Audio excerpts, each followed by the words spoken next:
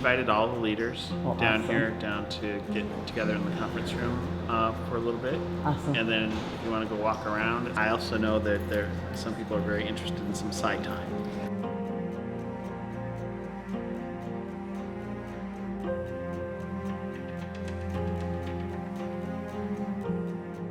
The reason I'm here, as many of you that have known me for a while, I'm pretty hands-on.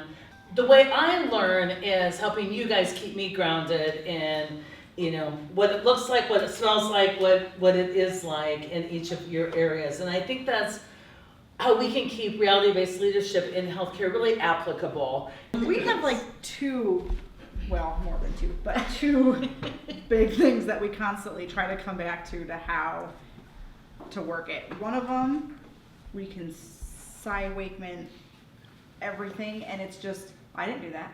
That's not true.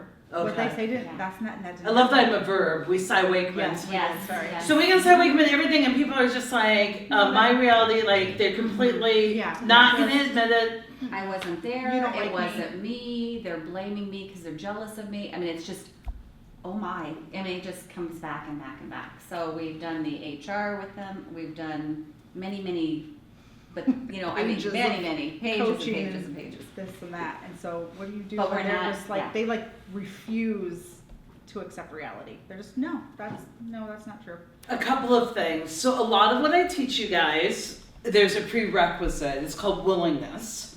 So a lot of the things I teach you, you've got to work with the willing.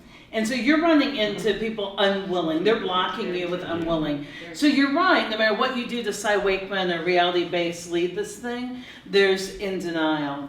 Now, one of the things that we talk a lot about emotional blackmail, people don't realize they're blackmailing you, but they say things like, well, no one's ever talked to me about this before. And what they want to get you to do is then to somehow buy in that there's a statute of limitations, and since no one's talked to them, you can't, right? It's a way to shut down conversation.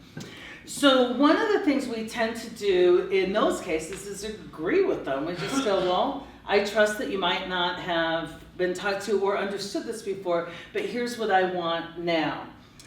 One of the things I do is I go, here's my understanding of what happened. How close am I? Instead of saying, is it true, yes or no? How close am I? Well, you're close, good enough. Given the fact that I'm close, let's talk about, in any situation, what my expectations would be. So where you get lost is in this detective stuff. Well, you're saying that I was in pod 3 and I wasn't ever in pod 3, and you can check the record, skip over all of that. Say, if you were involved, what would your part be?